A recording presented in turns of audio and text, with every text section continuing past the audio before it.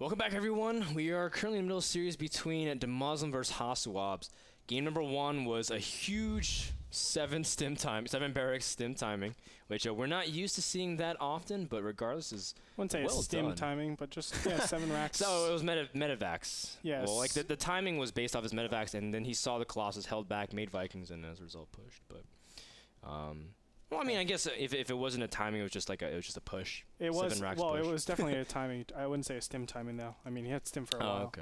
You know, but obviously it was a 7 racks timing. Looked amazing. I'm just getting into semantics, Frodan. Yeah, that's okay. No, you're absolutely right. It's not a stim timing. It was a well executed push. Yeah, it's like saying it was a combat shield timing. Or concussive shell timing. It was a 36 SCV timing. Whatever. I don't even know how many SCVs he made. Enough that he can have a couple expendable, right? It was a 2 orbital timing. Those are the worst timings of all. The 2 orbital? Yeah. Dude, those are powerful. Look at this. Tell me. DeMusliM's making supply depot. It's a supply depot timing. Sick. Let's introduce our players. In the top left, making a supply depot timing, it's DeMusliM, Benjamin Baker from Team Evil Geniuses. DeMusliM is currently 6-0 in his division. A win would guarantee him a spot in the playoffs, and you can bet your money that DeMusliM would be absolutely giddy at the thought of NASL Season 3 finals. Fun trivia question, or not fun trivia question, trivia but fact. Fun trivia fact, DeMusliM has yet to lose a series in the North American Star League history. Oh yeah. In fact, same with Hero until he faced up DeMusliM. Now, this player out for Protoss revenge is Hasuobs from Team Mouse Sports. Hasu, Dennis Schneider, we did a profile on him. Fantastic guy, upstanding citizen in the esports community, as well as a great pro player. And Hasu's just he could use this win as well. He's 4-2, and a win here would almost secure him as being one of the top 3 in the division, because not a lot of people has as many wins as he does. And I think Hasuobs, if he can win this series, almost guarantees him spot a wild card. It's still dependent on how the last week plays out, but it puts him in a prime position. So, and wild card is really important also for playing in the playoffs. You can definitely tell both players want this win. So we'll see how he actually goes about this game. Maybe he's actually a bit shaken up from last game. Shooken up. Shooken up? Shaken up? I don't know. Like a salt shaker. But shake it like a salt shaker. You know, losing to a build that you know is coming is always one of the... Not only you know it's coming, but you know it's coming for a while. That's because you scout with the obs. Exactly. That's something to be rattled about, actually.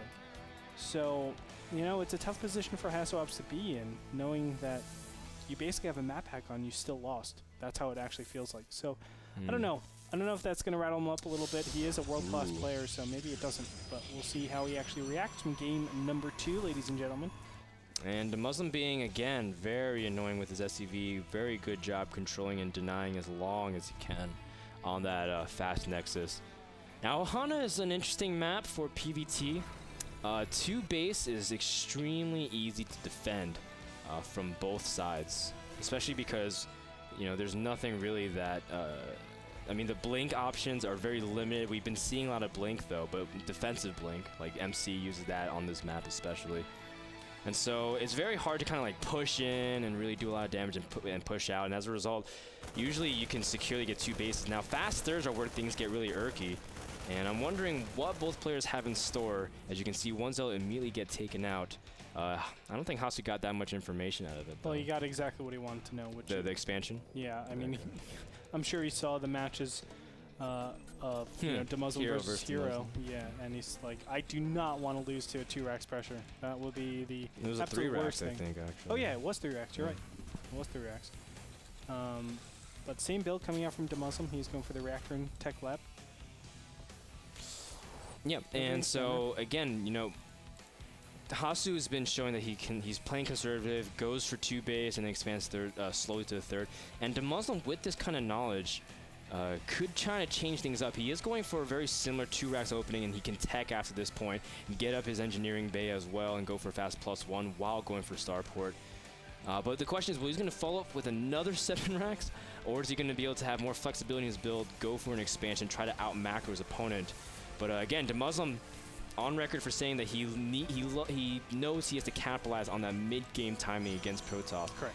And last game he actually executed it pretty well, and looks like he's lining up everything else the same exact time as he did last game. Engineering Bay and Factory goes down immediately. I don't think we'll see that 7 racks play because the natural isn't nearly as big. Yeah. I mean, think about 2 force fields. It's like, all my units are trapped, and then you just start picking away at those Vikings and the medevacs. That's the way to actually play it out. So I don't think we'll see a style like that. I probably would expect him to go 2 racks into a 3rd command center.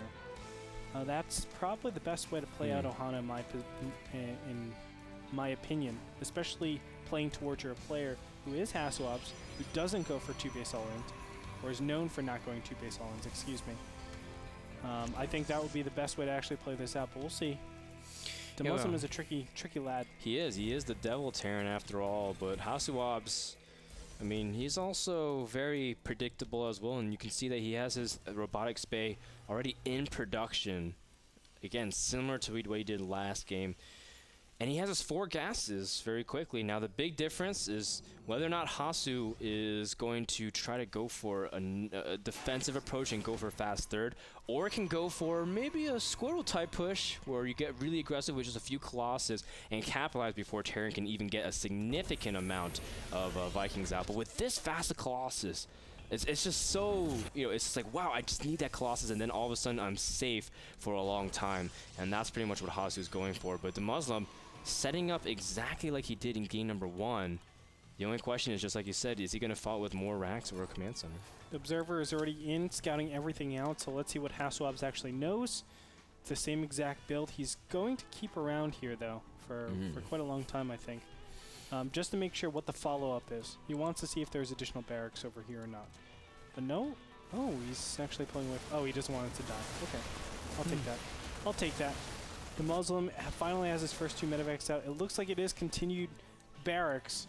Now, I've gone into the theory about this, whether 3 barracks is correct or not in this position. I think... Or overall, 5.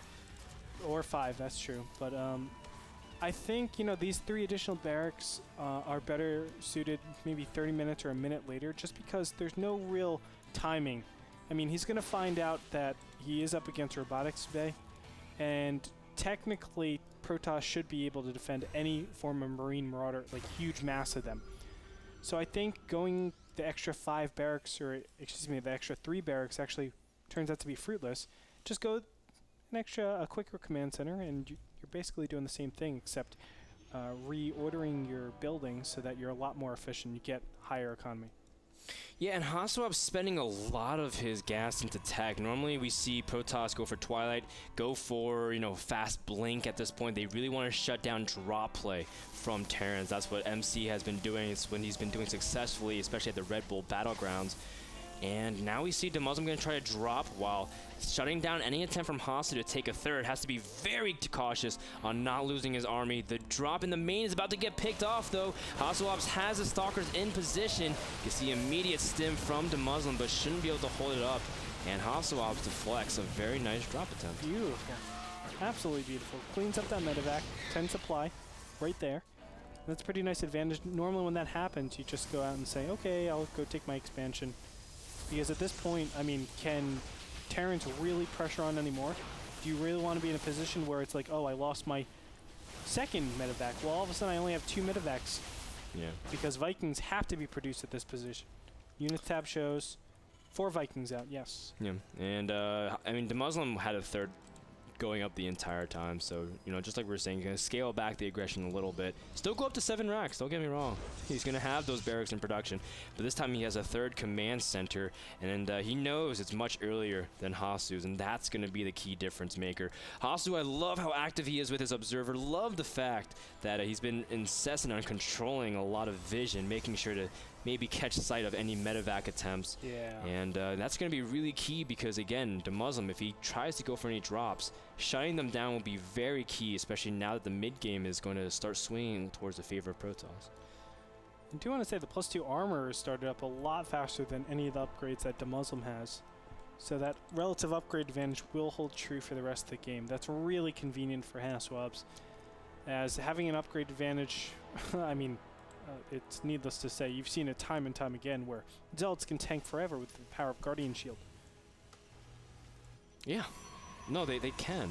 And it's going to be very scary for DeMusliM if Hasu's allowed to tech that far up. If he can get charge, he can get his upgrades, and he can get Archons to the point where kiting is really difficult with Marauders.